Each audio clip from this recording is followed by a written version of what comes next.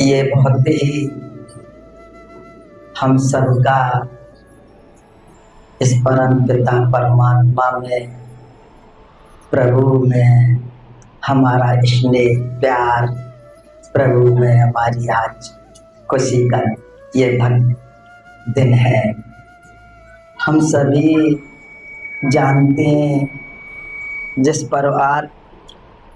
परिवार में और जिस गांव में, जिस शहर में, बस्ती में जब कोई ऐसा परमात्मा में भक्त देता है, समय देता है और खुशी देता है हमें, तभी ये आज हमारे सबका आवागमन होता है। बैठ करके इस परमात्मा का यशो गुणगान करते हैं, भजन करते हैं, कीर्तन करते हैं। ये हमें बहुत ही सौभाग्य की बात है। बहुत ही आज ये हमारे अच्छे शुभ दिनों की बात है कि ये परमात्मा हमें ऐसी खुशी और ऐसा हमें परमात्मा समय वक्त जब देता है तो हमें ये परमात्मा, इस परम पिता परमेश्वर हमें प्यार से, प्रेम से हमें ये आज बैठने का, ये कीर्तन भजन करने का हमें मौका देता है। और हम सभी उसके परमात्मा के आज हम कीर्तन भजन गा भी रहे हैं, सुन भी रहे हैं और आप सब ने बड़े भाव चाव से सुना है। पहले मैं आप सभी माता बहनों को, भाइयों को ये कहना चाहता हूँ कि हम सबके आज जीवन में सबसे, आज हमारे प्रथम जीवन काल में हमारा आज इस दुनिया में सबसे बड़ा और सबसे उत्तम, सबसे श्रेष्ठ हमारा वो कौन है, जिसके बारे में आज हमारे सारे ऋषि मुनि संत महात्मा, सारे शास्त्र वेद कहते हैं कि बिना उसके हम इस संसार से पार नहीं हो सकते, तर नहीं सकते, जा नहीं सकते, निकल नहीं सकते। हम जिस दुनिया में हमें प्रभु ने भेजा है, हम आए हैं, ये दुनिया हमारी तो नहीं है, हम इसमें कभी स्थायी नहीं है। ये दुनिया कभी हमारी आज तक ना किसी की हुई और ना जो होती है। हमारे पूर्वज भी आए, इससे पहले और भी हमारे दादा परबाबा आए, दादा आए, लेकिन दुनिया में वो आए और आ करके वो अपना कार्यक्रम, अपना समय पूरा करके चले गए। लेकिन ये दुनिया आज तक किसी के साथ नहीं गई।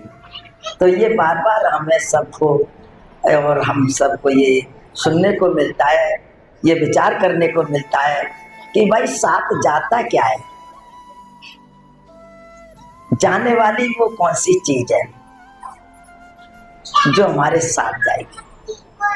तो हम सब मानता है बहन भाई, हम भजन कीर्तन या पूजा सेवा भक्ति भाव तो करते हैं, पर विचार नहीं करते हैं कि हम इस दुनिया में आए हैं तो हमारे साथ जाने वाली चीज क्या है और हमारा साथ देने वाली चीज क्या है। हम आते हैं और बार बार यही अपनी जैसे भी समझ में आती है, मन में आती है, दिल में आती है, हम वैसे ही पूजा पाठ करना शुरू कर देते हैं।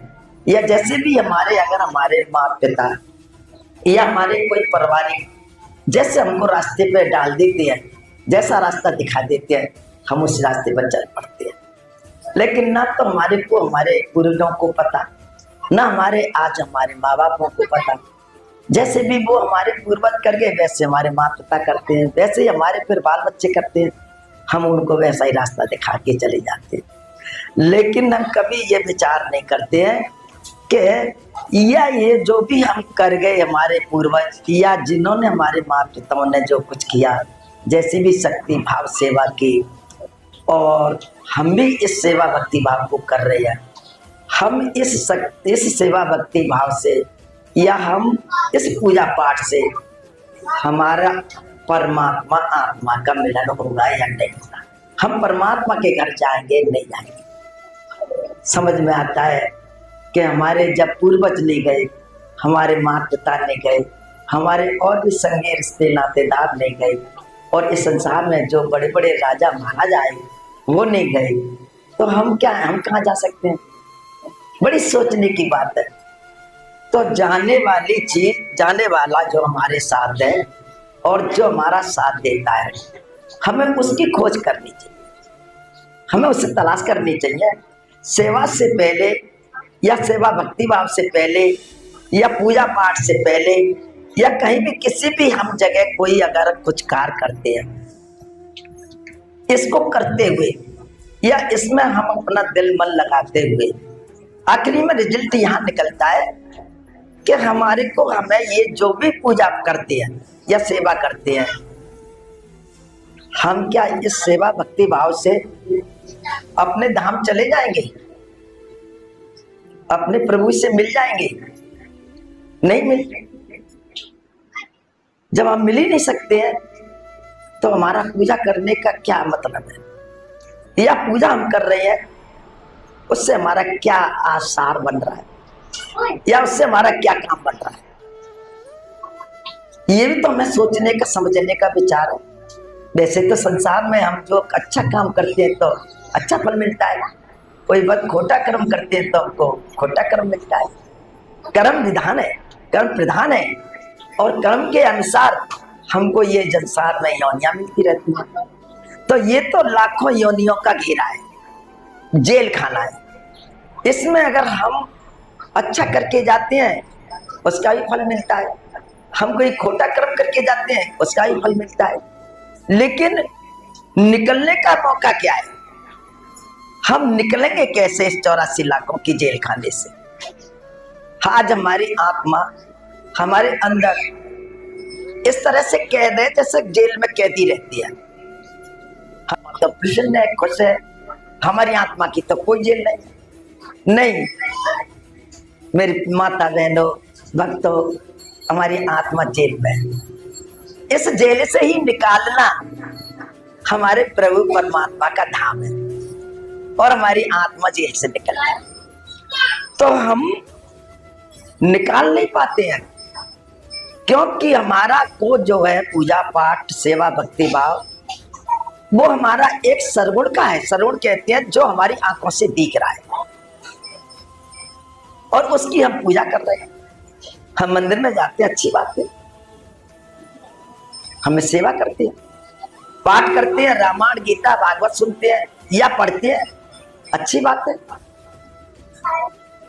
कोई भी अगर कार्य हम अच्छा कर रहे हैं और ईश्वर के लिए कर रहे हैं, या हम इस संसार में अपने दयावास के लिए कर रहे हैं, लेकिन अच्छा कर रहे हैं, लेकिन हमको विचार तो यहाँ करने की जरूरत है कि अगर इतना भी अच्छा करने के बाद, और ये भी हम अच्छा सोच भी रहे हैं, विचार भी कर रहे हैं कि हम अच्छा कर रहे हैं, लेकिन इतना अच्छा करने के बाद में हम फिर इस दुनिया में लौट के आ जाए, फिर कहीं हमारा जन्म हो जाए, तो फिर हमको 84 भोगनी पड़ेगी, फिर हमको इसमें चक्कर में घूमना पड़ेगा 84। तो हमने क्या अच्छा किया? अच्छा जो किया वो हमने क्या किया? हम निकले तो नहीं। और जबकि हमारे संत ऋषि मुनि, हमारे शास्त्र वेद कहते हैं कि बड़े भाग्य मानस तन पावा। ये कितनी बड़ी बात है। हम बड़े भाग्य को लेकर के आए, और आज हम अपनी मनुष्य योनि में आए, और आज हम अगर मनुष्य योनि में आकर के और आज मानव जीवन पा करके फिर भी हम अपने आप अपने को अपना भेद नहीं जानते, हम अपने आप अपने को नहीं पहचानते। हरि का सेवक हर जो दिया, भेद नहीं जानते ये मानस दिया। भगवान का ये भक्त है, भगवान की जैसी देह है, भगवान का जैसा इसका रूप है, फिर भी ये अपना भेद नहीं जानता। फिर भी हमको ये नहीं पता कि हम कहाँ जा रहे हैं, हमें ये नहीं पता कि हमें क्या करना है। हम मनुष्य है, मानव है, प्रभु ने हमको अपने जैसे रूप स्वरूप में भेजा है, लेकिन हम समझ नहीं पाते हैं, हरि हरिजन दोनों एक है, विवि विचार कुछ नहीं। उस परमात्मा में हमारे में कोई डिफरेंस नहीं है। हम समझते हैं अपने आप को कि नहीं भगवान कोई और है, या भगवान कहीं मंदिर में है, या भगवान कहीं हमारे पास पहाड़ पर्वतों पे बसे हैं। भगवान कहीं नहीं बसे हैं, भगवान कहीं नहीं बसे हैं।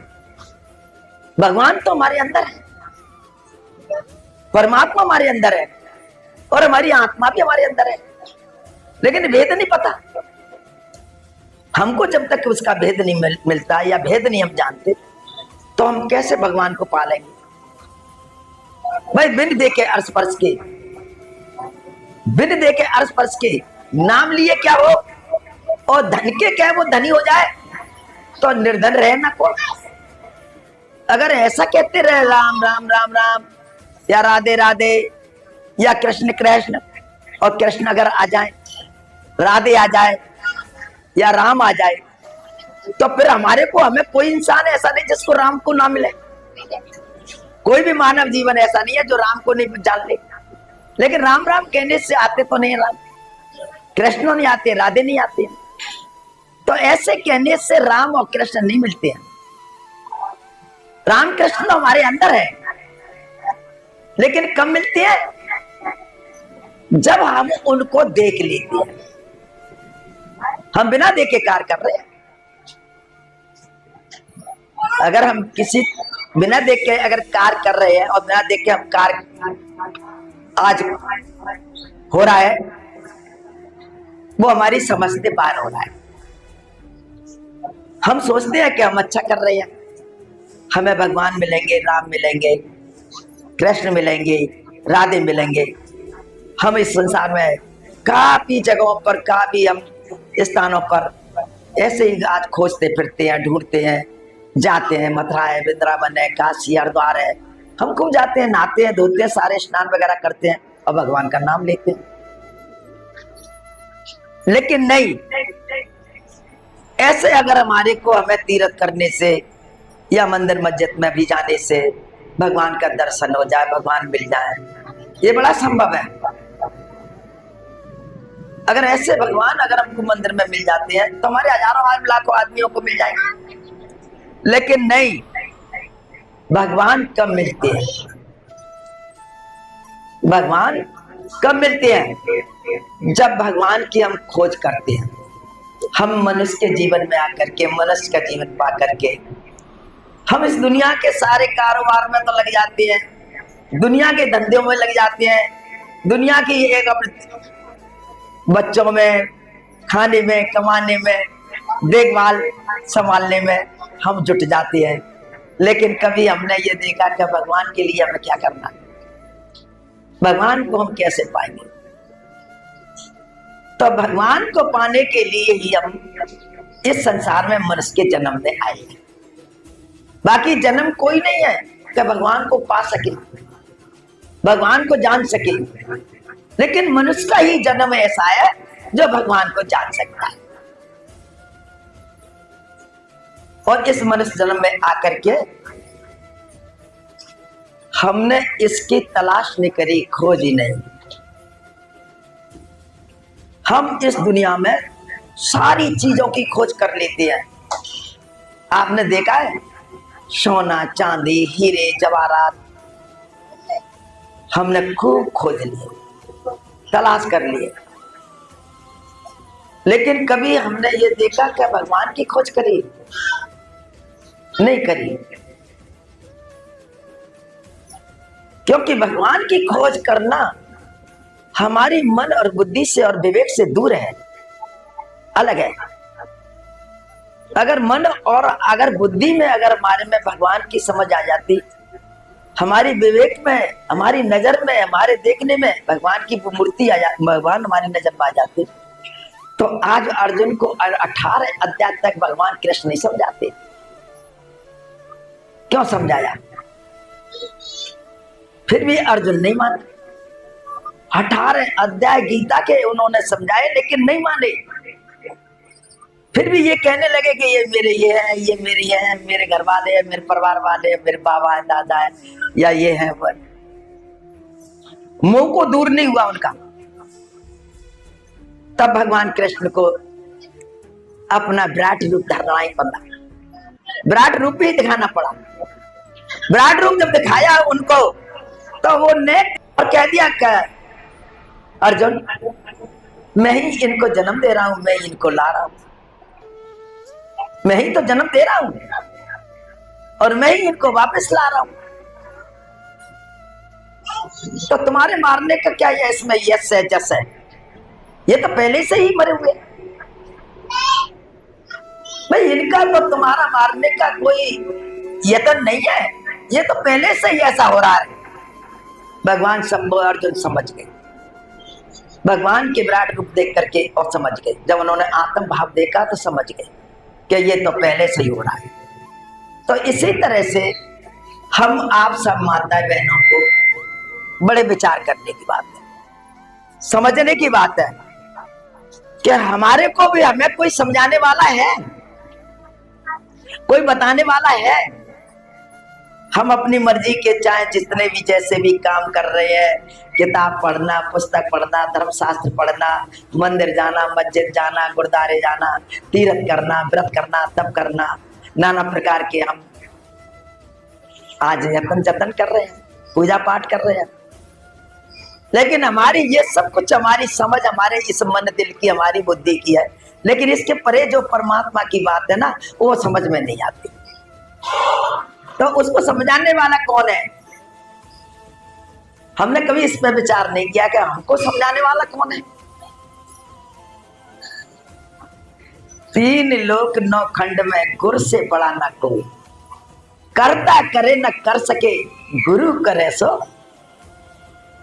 समझ गए ना? कौन है गुरु? हमारा गुरु। 3 लोक 9 खंड, ये 3 लोक और 9 खंड हमारे क्या है कि ये हमारे आंख से लेकर के और हमारे नीचे गुदा चक्र तक, ये 3 लोक हमारे 9 दरवाजे हैं। 3 लोक हमारे जो है, जिस तरह से हम यहां जो देख रहे हैं, पाताल है, धरती है, आकाश है, ऐसे ही हमारे अंदर भी 3 लोक है। कौन से 3 लोक है कि हमारा एक ये पिंड, और इसी के अंदर हमारा एक अंड, और इसी के अंदर एक ब्रह्मांड। ये 3 लोक का हमारा गुरु मालिक है, जो गुरु हमको बस समझाते हैं, बताते हैं, ले जाते हैं। वो 3 लोक 9 खंडों में हमको पार कराते हैं। जो हमारे ये 3 लोक और 9 खंड है ना, इनमें हमारी कोई भी पूजा, कोई भी सेवा, कोई भी भक्ति, कोई भी हमारा दान धर्म पुण्य माता बहनों वहां तक नहीं पहुंचा पाता, वहां तक कोई दान धर्म नहीं पहुंचा पाता है, सेवा भक्ति नहीं पाती। लेकिन हमको, हमें ये दान धर्म पूजा सेवा भक्ति भाव, हमें जी अपने एक अच्छे भक्ति भाव से, हमें एक अच्छे अपने इस शरीर के संबंधित सुरक्षता के लिए कुछ हमें अपने इस संसार में आए, अपने इस परिवार की भी इसे रक्षा करने के लिए, इनको हम परिवार की शांति के लिए, आराम के लिए हम ये सेवा भक्ति भाव करते हैं। लेकिन भगवान के घर में जाने के लिए, प्रभु के धाम जाने के लिए हमको सदगुरु की ही सेवा करनी पड़ती है। ये रामायण में लिखा है कि गुरु बिन भवने तरह न कोई, चाहे ब्रंची शंकर सम होई। कि जब गुरु के बिना देवता भी जो है भगवान से नहीं मिले, शंकर भगवान भी नहीं मिले, उनकी इतनी बड़ी भक्ति तपस्या, लेकिन वो भी नहीं मिले। तो हमारी आपकी तो बहुत छोटी बात है, और आज हमारी आपकी उनकी बराबर बुद्धि का है हमारे अंदर समझदारी कहाँ है। लेकिन जो आज देवता इतने समझदार थे, इतनी अच्छी उनके अंदर बुद्धि थी, इतना अच्छा उनका जीवन था, उनको भी भगवान के घर में नहीं पहुंच पाए, तो हमारी आप तो पहुंच ही नहीं पाएंगे। तो ये हमारे जो संत महात्मा जो भी ऐसे हमारे संत सदगुरु आते हैं, हमको यही समझाते हैं कि इस संसार में हमारी और भी कोई पूजा, और भी कोई सेवा, दान, धर्म, पुण्य, ये भी बिना गुरु के साथ लगता नहीं। कितनी भी पूजा कर लो, गुरु बिन भवने तरह न कोई वह, गुरु बिन माला फेरता, गुरु बिन करता दान, और गुरु बिन निष्फल गया पूछो वेद कुरान। वेदों में भी लिखा है कि गुरु के बिना दान करना, गुरु के बिना माला फेरना, गुरु के बिना हमें कोई पुस्तक पढ़ना, गुरु के बिना और भी कोई हमें सेवा भक्ति भाव करना, ये भी एक निष्फल बताई है। ये से भी हमारा जीवन सफल नहीं है। तो गुरु जो है ना, हमारा हर चीज में सहायक है। अगर दान करते हैं बिना गुरु के तो हमारा दान नहीं लगता, और भी कोई हम पाठ करते हैं तो भी हमारा पाठ नहीं पूरा होता। तो गुरु हमारा सबसे पहले है, जो हमारे को हमें परमात्मा से मिलाता है, हमें इस संसार से मुक्त करके, इस संसार की माया मोह से मुक्त करके, और हमें परमात्मा के घर ले जाता है। वो गुरु हमारा। माता बहनों, हमारे आप जैसे ही आज सज्जन भाइयों में होती है। वैसे तो कहते ना सभी लोग कि आज भगवान से घट किसी का खाली नहीं है। भगवान हमारे सबके घट में है, भगवान हमारे सबके अंदर है, लेकिन हमको दिखाई नहीं देता, हमें नजर नहीं पड़ता। आंख बंद करते हैं तो हमको अंधेरा नजर आता है, आंख खोलते हैं तो ये संसार दिखाई देता है। तो भगवान कहाँ है? फिर कहते हैं भगवान कहाँ है? आंख बंद करी तो अंधेरा हो गया, आंख खोली तो ये संसार दिखने लगा। तो भगवान कहाँ है? और हम कहते हैं भाई भगवान को हम ढूंढ रहे हैं, हम कहते हैं भगवान के लिए पूजा कर रहे हैं, हम कहते हैं भगवान के लिए मंदिर में आए हैं, भगवान के लिए ये काम कर रहे हैं, वो काम कर रहे हैं, लेकिन भगवान फिर भी नजर नहीं आ रहे। हम सारी उम्र पूजा करते करते चले जाते हैं, लेकिन भगवान हमको लास्ट तक नहीं आते, ना हमारे को हमें नजर पड़ते हैं। कितनी सोचने की बात है। तो ये भगवान तो हमारे अंदर है, वो नजर पर जब पड़े कि जब अंदर के पट खुले। भाई बाहर के पट तो ये आप अंदर मंदिर में खोल लेते हैं, या गुरुद्वारे में चले जाओ वहां खुल जाते हैं, किसी भी धर्मस्थल में चले जाओ वहां खुल जाते हैं, लेकिन जब घट के पट कैसे खुले? इसमें जो घट का पट नहीं खुलते हैं, भगवान दिखाई नहीं देते। भगवान इसमें बैठा है और बाकी दरवाजा बंद है, लेकिन दिखाई नहीं देता है। वो घट में नालत ऐसी जिंद, और कबरा या संसार को भया मोतिया बिंद। आपने देखा है, आपकी आंखों में काला पानी आ जाए, मोतिया बिंद आ जाए, या आपकी आंखों में और कोई ऐसा तकलीफ हो जाए, आंख में रोशनी हमारी बंद हो जाती है, हमें दिखाई नहीं देता। कहते हैं हमारी आंख में जाली पड़ गई, मोतिया बिंद आ गया, हमारी आंख में आज काला पानी हो गया। ये जो है ना, आंख की हमारी रोशनी को ढक देता है। हम क्या करते हैं? इसका इलाज करने के लिए डॉक्टर पे जाते हैं। डॉक्टर हमको देखता है, चेक करता है, कहता है आपका ऑपरेशन होगा। और जब हमारी आंख का ऑपरेशन करता है तो हमारी आंख में रोशनी आ जाती है, और हमारे ऊपर आंखों से जाली हट जाती है, काला पानी हट जाता है, मोतिया बिंद हट जाता है, हमारी आंख में रोशनी आ जाती है। ऐसे ही माता बहनों, हमारे आप सबके अंदर ये परमात्मा है, लेकिन उसको हमारे संत सदगुरु हमें वो दर्शा देते हैं, कहीं से वो बुलाते नहीं है। वो अपने आप अपने में ही दर्शता है, बाहर नहीं दर्शता।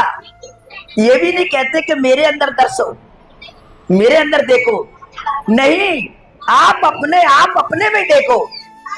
और ये भी कहा है संतों ने, अपने आप अपने में ही पाया,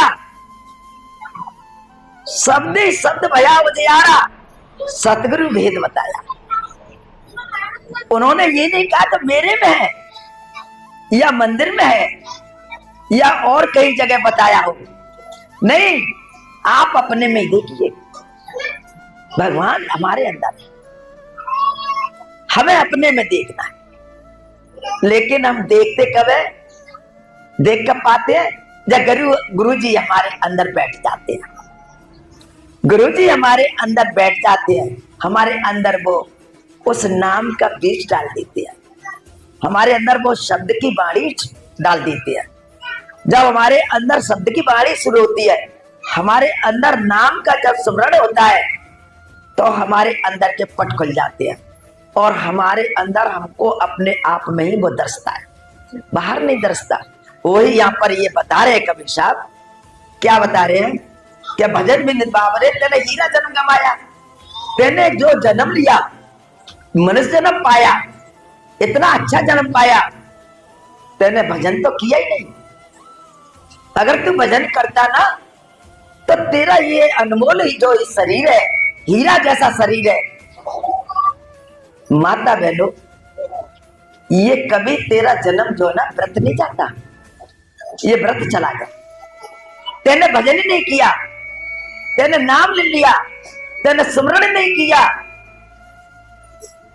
माता बहनों, हमने अगर भगवान का सच्चा रास्ता नहीं ढूंढा और उस रास्ते पर हम नहीं चले, तो आज हमको भगवान कहां से मिलेंगे? भाई ढूंढते तो हम कहीं पर है, और ढूंढते भगवान को हम घर में या कहीं भी मंदिर में, मस्जिद में, किताबों में, पुस्तकों में। मिले कहां से भगवान? भाई घर में तो भगवान बैठे हैं, दुनिया में बाहर भटक रहे हैं, हम दुनिया में दौड़ रहे हैं।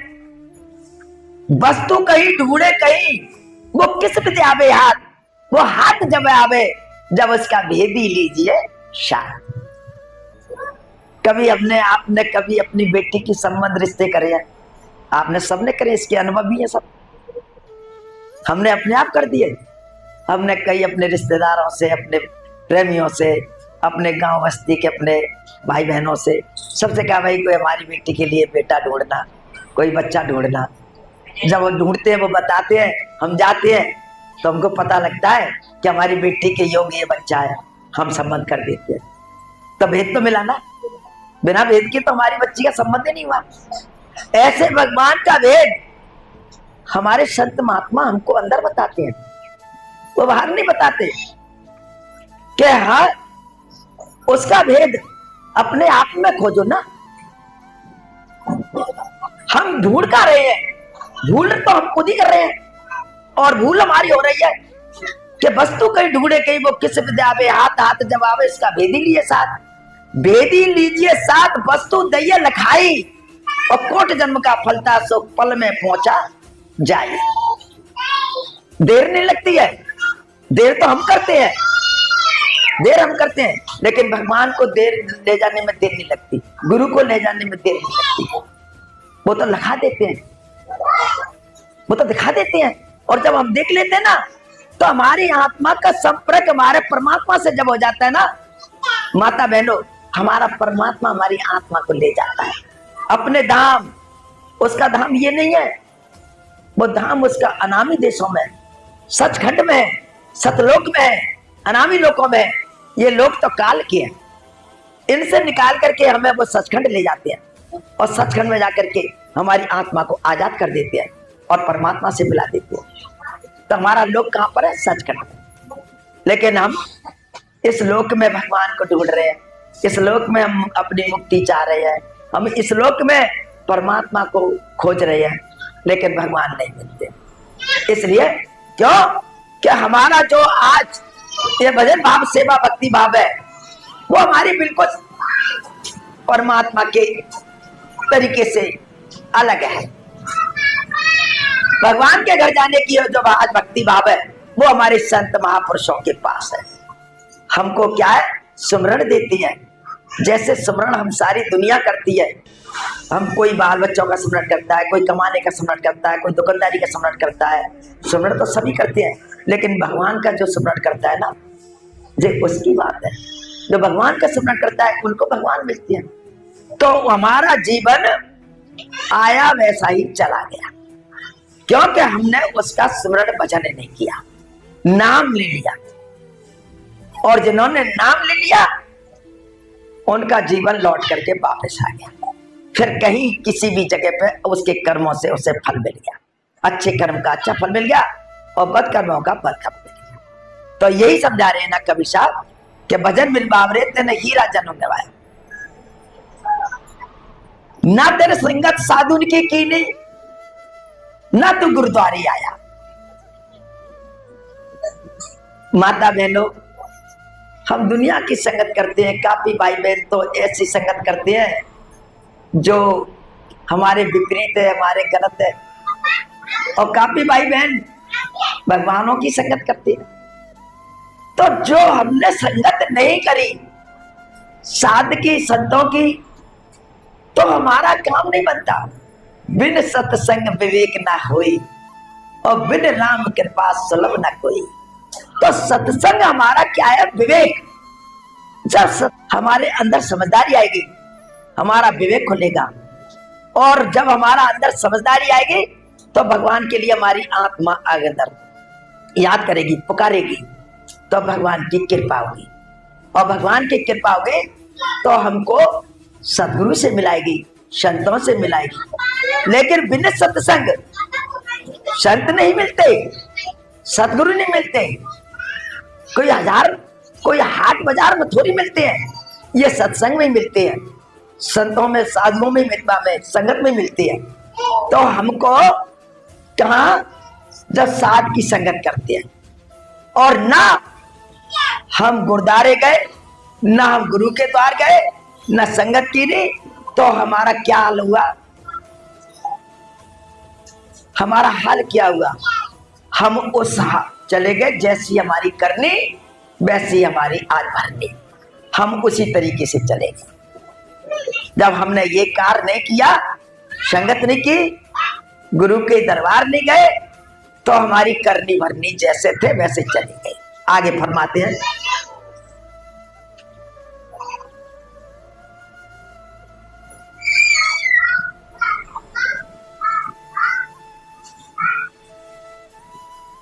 बह में मरे, सॉरी नेक लिखाई हमारी बहन की थोड़ी ऐसी है। बह में मरे बैल के आई सो रहा उठ खाया।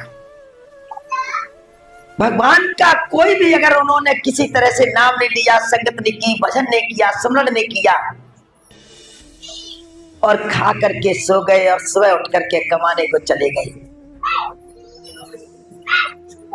उनकी जिंदगी का हाल आपको नहीं पता, संतों को पता रहता है, ऐसे भक्तों को पता रहता है। वो कहते हैं अगर तुमने ऐसी संगत नहीं करी, भजन नहीं किया, तो तेरा वो हाल होगा जो बताने के काबिल नहीं।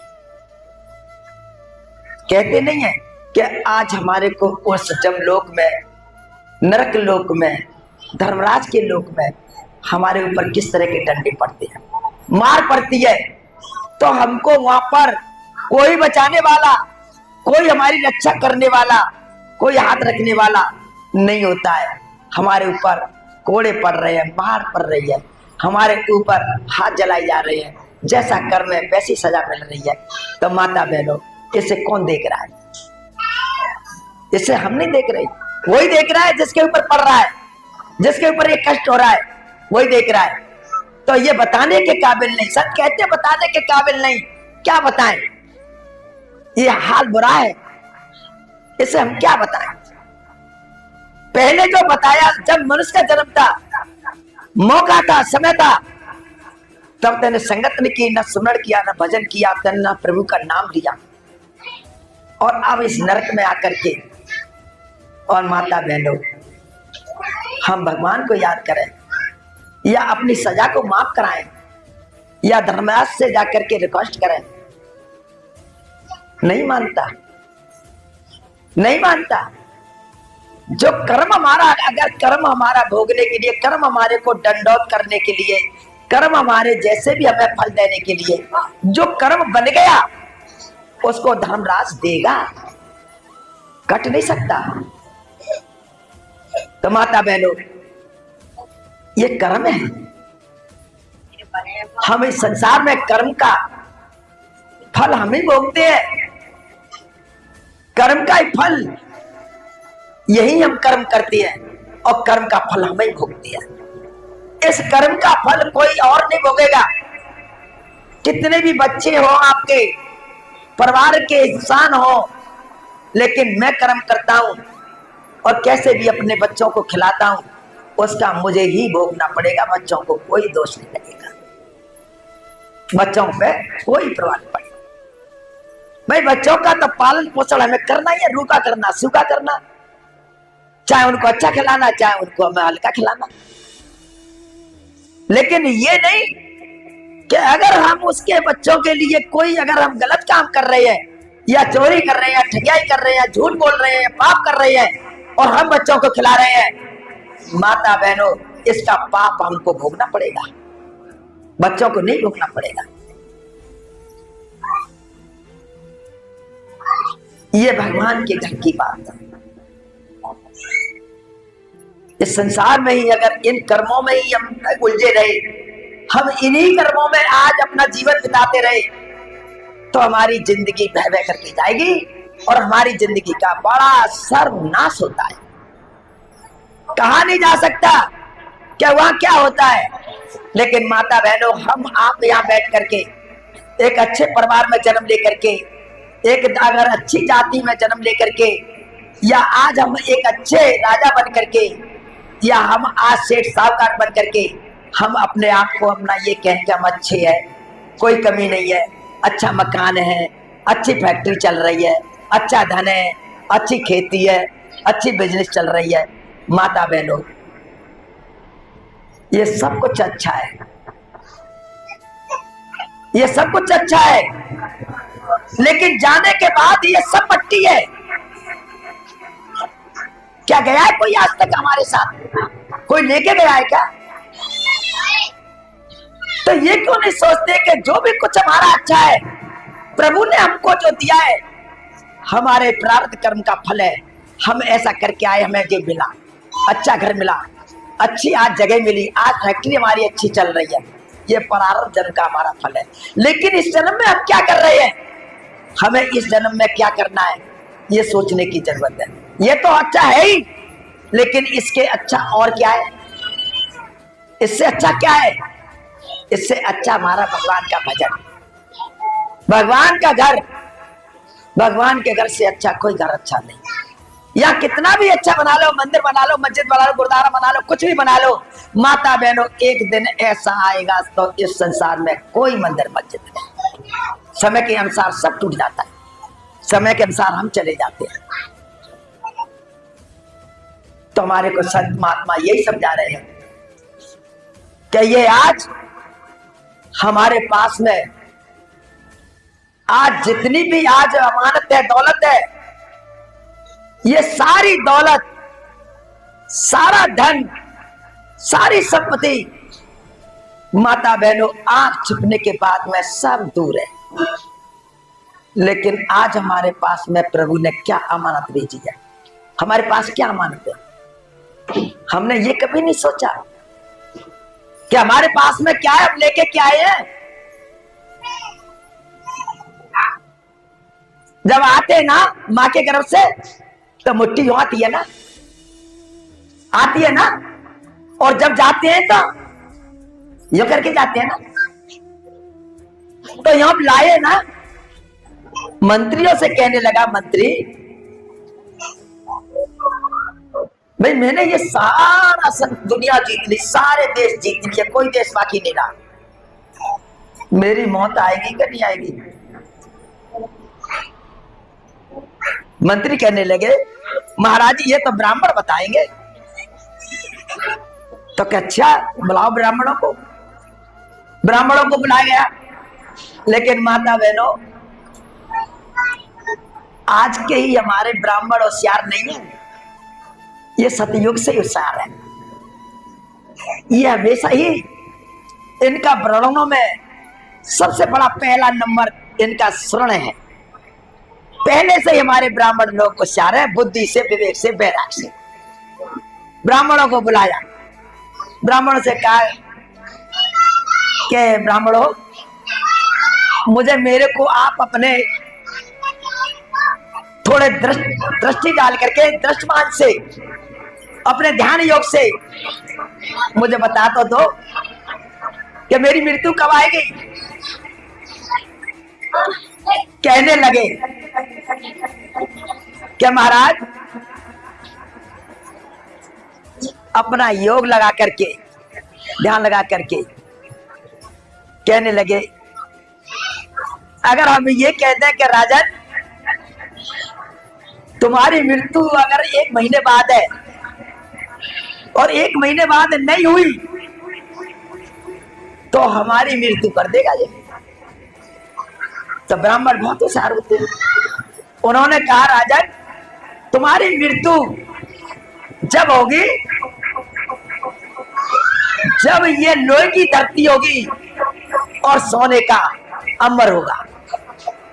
राजा बोला मेरी मृत्यु नहीं, ना ये सोने का होगा ना ये लोहे की होगी। राजा के दिल में आगे मेरी मृत्यु नहीं होगी, लेकिन मृत्यु तो पहले ही आ जाती है और हमारे मुंह से खिलवा देती है सारी बातें। राजा ने जैसे ही अगर खिलवाया, थोड़ा चल करके उसको एक मच्छर ने काट लिया और मच्छर ने काटा तो बुखार आ गया। जब बुखार आया, जोर से बुखार आ गया, तब घोड़े पे बैठना भी मुश्किल हो गया।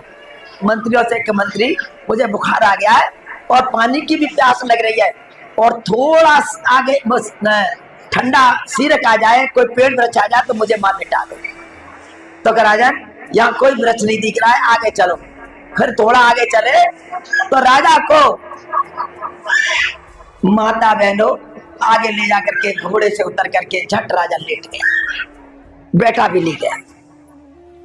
लेकिन उस समय जो थे मंत्री लोहे का कवच पहनते थे और हाथ में लड़ाई के टाइम में अष्ट धातु की वो रहती थी ढाल। मंत्री ने सोचा कि राजा धरती में सो रही है, उन्होंने अपना कोट उतार करके, जो लोहे का जो कोट था वो उतार करके उनके नीचे बिछा दिया और ढाल ऊपर सूरज पड़ रहा था, सूरज उतार दिया।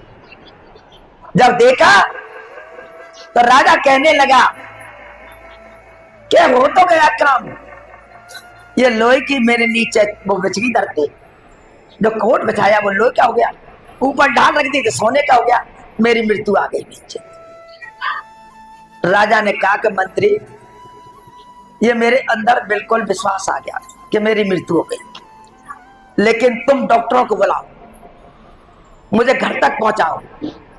डॉक्टरों को बुलाया, हकीमों को बुलाया, सबको बुला करके कहा कि मुझे एक सांस इतनी दे दो कि मैं अपनी मां से मिल लूं। उन्होंने नारी देखी, नवस देखी, कहने लगे कि राजन संभव है? भाई संभव नहीं, मैं तुमको आधा राज दूंगा, तुम कहोगे तो मैं 100 रुपया दूंगा सोने चांदी के, अगर तुमको चाहो तो सोने चांदी दूंगा, पर मेरी मां से मुझे एक सांस मिलने को दे दो, इतना दे दो, कृपा कर दो। देख देख करके डॉक्टरों ने बिल्कुल मना कर दिया कि राजन संभव है, मुश्किल है एक सांस का मिलना। तब राजा कहने लगा कि प्रभु मैंने क्या अपने जीवन में गलती करी, मैंने कितनी माता बहनों को अनाथ कर दी, बच्चों को मैंने काट दिया और माता बहनों के श्रृंगार को मैंने बर्बाद कर दिया, और आज मुझे जाते समय आज एक सांस नहीं मिल रही है। बहन एक सांस मिलने में उनको मुश्किल हो गई। तब कहा कि मंत्री ये पाप मैंने किया है, माता बहनों के श्रृंगार को मैंने बर्बाद किया है, अनाथ बच्चों का मैंने कत्ल किया है, आज मेरे हाथ पैर बाहर निकाल देना कि आने वाली पीढ़ी, आने वाले इंसान वो कभी ऐसा ना करे जो मैंने किया। तो माता बहनों ये सांस हमको नहीं मिलती है, आप ये कहें कि एक सांस मिल जाए भगवान के घर में पूरी हो गई तो एक सांस नहीं मिलेगी और हमको जाना ही पड़ेगा। तो माता बहनों हमें सांस सांस पर नाम लेना चाहिए, भगवान का सांस हमारे को उसका स्मरण करना चाहिए, चलते फिरते नाम लेना चाहिए, बैठ करके भजन करना चाहिए। ये स्मरण है सास का। आगे ये संसार हाट बनिया की, सब जगह सौदा आया, काऊ ने कीना माल चौगना, काऊ ने मूल्य ठगाया। अब माता बहनों ये संसार है, इसमें दुकान खुली हुई है, हाथ लगी हुई है। आपने देखा है इसमें सिद्ध पुरुष भी आए हैं, इसमें कुछ तांत्रिक भी आए हैं, कुछ इसमें और भी भक्त आए हैं, सभी तरह के इसमें महात्मा आए हुए हैं। और इसी में आज हमारे परमात्मा भी आए हैं, आज इसी में हमारे सदगुरु भी आए हुए हैं। लेकिन कोई समझ गया है, उसने तो इसका लाभ उठा लिया है, और जो नहीं समझा है उसने अपने जीवन का आयु सांसों का मूल्य भी उसने गंवा दिया है। यही यहाँ पर कह रहे हैं कि किसी ने तो चौगना कर लिया, किसी ने अपनी सांसों का मूल्य गंवा के चला गया। आगे फरमा रहे हैं कि ये संसार फूलर का सेब, लाली देख लवाया, मारी चौचरी निकल आई, मूल पकड़ तो आया। अब देखिए हम आप सब बैठे हैं इस संसार में, हम देख रहे हैं कि परमात्मा ने हमें खूब धन दिया है, खूब हमें आज बिजनेस दी है, खूब खेती दी है, खूब हमारे घर में भंडार भरा हुआ है। और माता बहनों इसकी आस लगा के हम बैठे हैं कि परमात्मा ने हमको सर्व आनंद दे दिया, खूब हमको अच्छा खाना पीना दे दिया, रहन सहन ठाटी वाटी दे दी, सब कुछ दे करके आज हम बहुत प्रसन्न हो रहे हैं, खुश हो रहे हैं। लेकिन माता बहनों ये आज हमारे को हमें चलते वक्त ये सब कुछ हमने छोड़ा तो हम रोने लगे, चलने लगे, हमारे को दुख होने लगा कि ये सारा रह जाता है, रह गया। और जब ये हमारे साथ नहीं जा रहा है तो हमने इसका क्या किया, हमने इसको समझा कि हमारे साथ जाएगा, हमने अपने शरीर को समझा कि शरीर साथ जाएगा, इसको नहाया धुलाया, इसकी हिफाजत करी, इसको खिलाया पिलाया, अच्छे पोस्ट खिलाए, फल फ्रूट खिलाए, लेकिन ये काया हमारी साथ नहीं छोड़ गई। माता बहनों ये काया रोती है, आप नहीं समझ पाती हैं कि नहीं काया रोती है, ये काया रोती है लेकिन समझ नहीं पाते हैं। चलत रे काया खूब रे रोई, कहाँ जा रही है, शमशान घाट को जा रही है। चलत रे काया खूब रे रोई, मैंने तो जाना मेरे संग चलेगी, जैते मैंने जो मन मन के। माता बहनों कितनी इबादत करी हमने कितनी इसकी पौष खिलाई, घी दूध खिलाए, हमने सोची जे कभी नहीं जाएगी, लेकिन गई तो रोने लगी। तो माता बहनों जे घर तो अलग गया, जे भी घर नहीं, ये भी घर नहीं जाता, ये भी छोड़ के जाते हैं।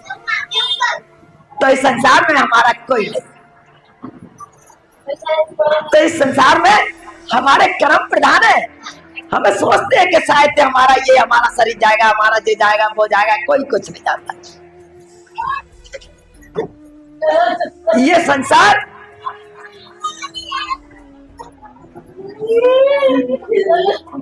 आगे हमारे को क्या फरमा रहे हैं,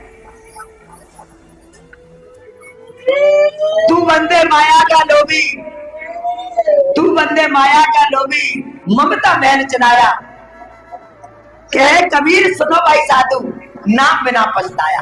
अब देखिए सभी माता बहने ध्यान दे, देखिए अब वो हमारे को कह रहे कबीर साहब क्या ये संसार माया का है, ये आज तक कोई किसी के साथ नहीं गई, माया से आज तक किसी का साथ नहीं दिया।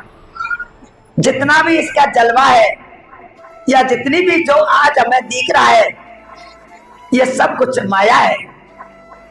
हम इसके लोभी बन गए, हम इसके बंदे बन गए और इस माया को हम सब कुछ समझ बैठे। लेकिन फिर आखिरी में हमको बड़ा रोना पड़ा, हम मूल पकड़ के पछताए। क्या इस संसार में से हमारा एक तनु का क्या, हमारे एक सर का बार भी हमारे साथ ले जा रहा है, तो हमारे साथ क्या जाए। माता बहनों संसार में हमारा साथ कुछ नहीं, संसार में भगवान का परमात्मा का नाम प्रभु का सतगुरु, दो ही जाते हैं, कोई नहीं जाता है। आया है सो जाएगा, वो राजा रंग फकीर, कोई सिंहासन चढ़ चला, कोई बांधा जाए जंजीर। माता बहनों ये आ जाए तो मैं तो यही कहूंगा कि हमारे को हमें सोचने और विचार करने की बात है। क्यों श्याम की बाई को मत कूटो, सांप की बाई को मत पीटो। अरे अंदर बैठा है सांप, बाई को कूट रहे हैं। बामी जानते हो, आप तो जानते होंगे, गाँव के होंगे। बामी में लट मारो, सांप नहीं मरेगा, लेकिन बामी को अगर खोद करके सांप को मारोगे तो सांप मरेगा। लेकिन तो हमारी आज कैसी ये आज समझ है, कैसी आज सोच विचार है कि बामी कूटे बाबरे सांप न मारा जाए। जब बामी ये कोई नहीं डसे जो सर्व सबल ने खाए, तो जा शरीर में मत कूटो। जब में उपास लेते हैं, सुबह से शाम तक भूखे मरते हैं और भीतर आत्मा तड़पती है। आप विचार करना मतलब है कि गुरु जी क्या कह रहे हैं, मैं गलत कह रहा हूं तो बता, आप बता। जब तक चंद्रमा नहीं निकलेगा तो सुबह से शाम तक भूखी, और 12 बजे चंद्रमा निकला 12 बजे तक 12 घंटा भूखे। और माता बहनों, हमारी आत्मा तड़प रही है, हमारा मन तड़प रहा है, हमारे आत्मा इंद्रियां तड़प रही है, और उन्हें खाना नहीं दे रहे। नहीं, अभी चंद्रमा ना निकलो, अभी चंद्रमा ना निकलो, हमारी आत्मा तड़प है। माता बहनों, फिर हमारा एक बात बताओ, फिर वो ध्यान कहाँ है भक्ति का? हमारा पूजा करने का तरीका कहाँ है? नहीं आई श्रद्धा, ये पूजा करने का तरीका नहीं। माता बहनों, क्या हमारी आत्मा तड़प रही है, हम देख रहे हैं चंद्रमा कब निकलेगा, चंद्रमा कब निकलेगा। चंद्रमा निकलो 12 बजे और हमारी आत्मा 12 बजे तक भूखी रह गई। हम इतना बताए, ये नहीं माता बहन, ये पूजा नहीं, ये बड़ी सोचने की बात है। भाई जिसकी लगन प्रभु में लगी है और जिसको प्रभु की लगन उनके अंदर है, माता बहनों, उनका उपास, उनकी पूजा, उनकी सेवा प्रभु को मंजूर है। लेकिन कैसे? पहले आप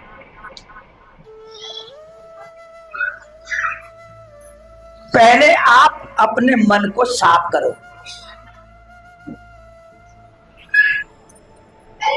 पहले अपने मन आत्मा को साफ करो, और इस संसार को तुम माफ करो। 3 बात ध्यान रख लो आज मेरी। पहले आप अपने मन और आत्मा को साफ करो,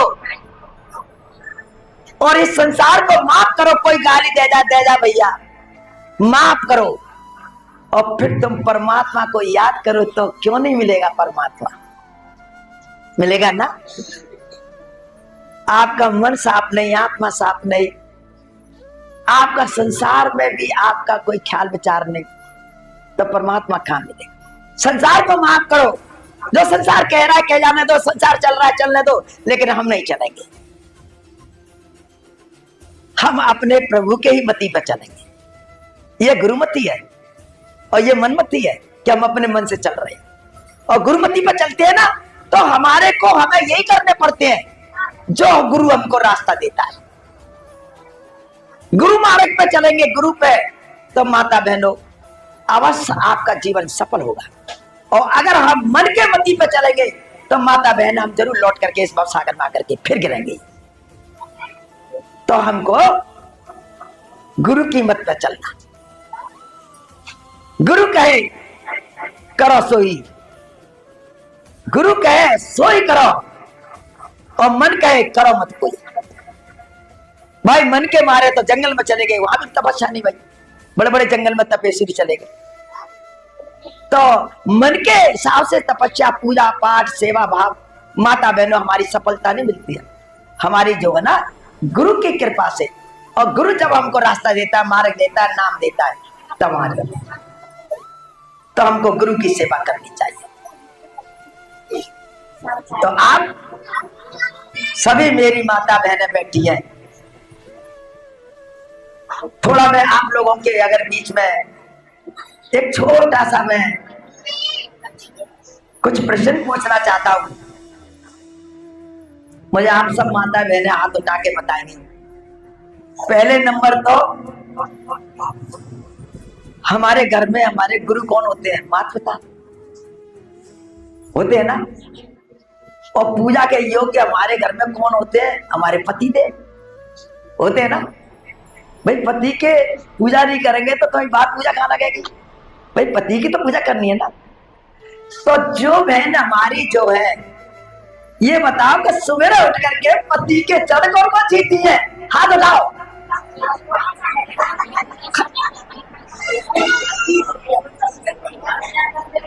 अब मुझे बताओ, आज रात कौन कौन जीतती है? यहाँ पे गाड़ी फिसल जाती है। एक बहन ने उठाया हाथ, बताओ। ये देखिए, एक बात बताऊं आपको मैं इसका सारांश बताऊंगा। देखिए, हमको पहले पति के चरण छूना क्यों है? क्योंकि सबसे पहले हमारा पति ही परमेश्वर है, पहले नंबर।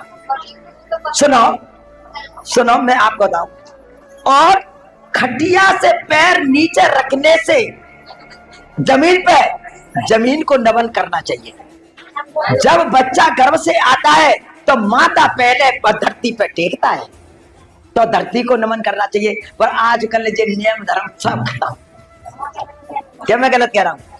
कोई धरती को नहीं छीता, लेकिन पति के चरण तो छीनी चाहिए। माता पिता की सेवा करना, सास ससुरों की सेवा करना, और जाके बाद में हमको अपने परमात्मा की सेवा करना, यही हमारे जीवन का आधार है। यही समझने की आज विचारधारा, समझ रहे माता बहनों? अगर ये कारवार या हमने ये भगवान की सच्ची भक्ति नहीं समझ पाए तो ये नर्तन हमारा बेकार है। नर्तन पाए विषय मन देई, इस नर्तन को विषयों में मत डालो। काफी भाई बहन शराब पीते हैं, मार दारू पीते हैं, मांस मदरा खाते हैं। नहीं, ये भगवान का मंदिर है, इसको विषयों में मत डालो। नर्तन पाए विषय मन देई, ताय पलट सदा विसलई। नर्तन पा करके और विषयों में पलट रहा है, भगवान के घर में नहीं जा रहा, ना भगवान को याद कर रहा है। ताकू भला कहना कोई कुंजा गई पर समझ। एक राजा की बेटी थी, राजकुमारी। तो राजा ने कहा कि वो का नाम है, बेटा हम तुम्हारा पति नहीं ढूंढेंगे और तुम अपना पति अपने आप ढूंढो। उन्होंने कहा कि मेरा पति आप नहीं ढूंढोगे क्या? नहीं, मैं नहीं ढूंढूंगा, तुम ढूंढो। उन्होंने कहा ठीक है। उन्होंने अपने मंत्री भेजे, रथ में बैठ करके वो गई। तो एक कालिदास नाम का जो लकड़ी काट रहा था, लकड़हारा, आपने सुना होगा।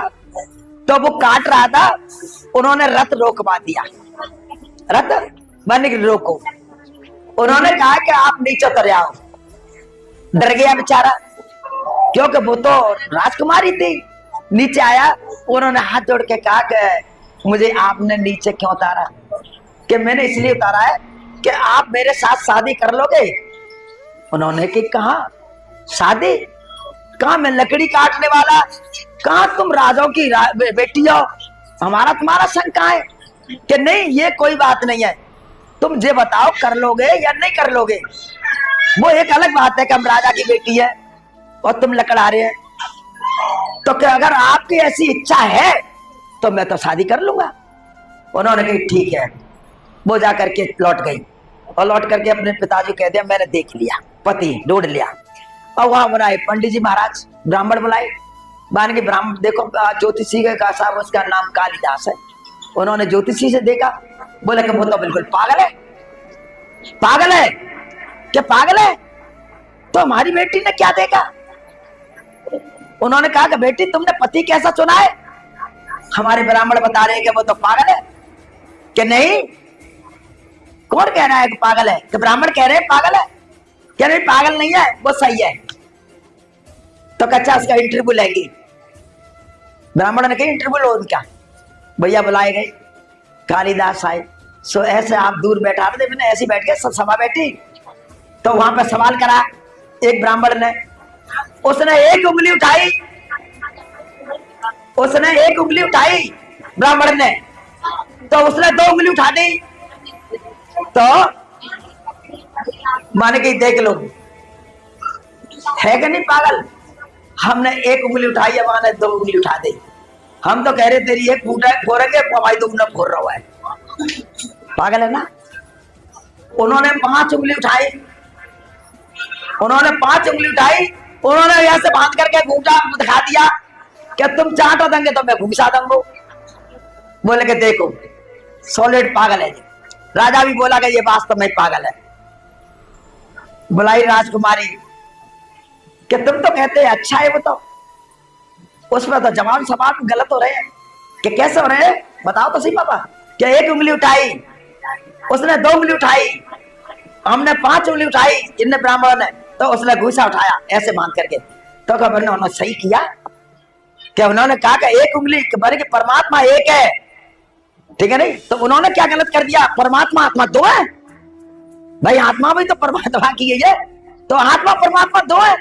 उन्होंने घूसा उठाया, दिखाया, वो थप्पड़ दिखाया, तो उन्होंने कहा कि मैंने घूसा उठाया, तो ठीक तो है कि जो 5 तत्व से बनाए शरीर भाई, 5 उंगली तो है और 5 बंद कर दी, तो 5 ही तत्व से शरीर बना, ठीक तो है पापा, गलत क्या है?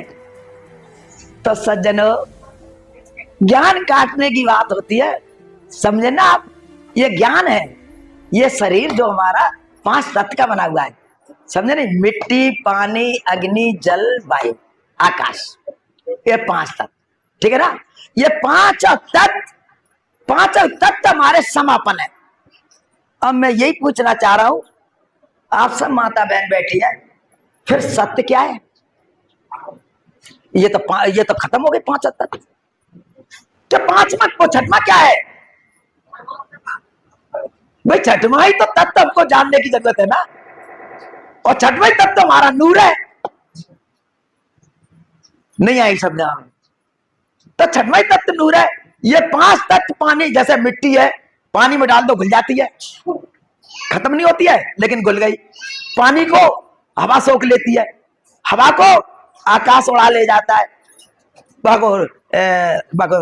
क्या नाम है, रोशनी को, क्या नाम, सूरज की भागो, पानी सोख लेता है, सूरज सोख लेता है, और सूरज में हवा सोख लेती है, और हवा आकाश में समा जाती है, और आकाश जाकर के आकाश में समा जाता है।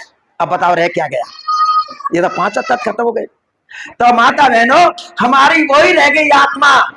आत्मा ही नूर है, और आत्मा का ही ज्ञान हमारा आज अमर है, और आत्मा का ज्ञान से हमारा परमात्मा पास है। तो आत्म से परमात्म, परमात्म से आत्म। आज मैं इन्हीं साथ में वाणी विराम दे रहा हूं। बोलिए सतगुरुदेव महाराज की जय। प्यार से कहो, सतनाम सतगुरु तेरा ही साथ।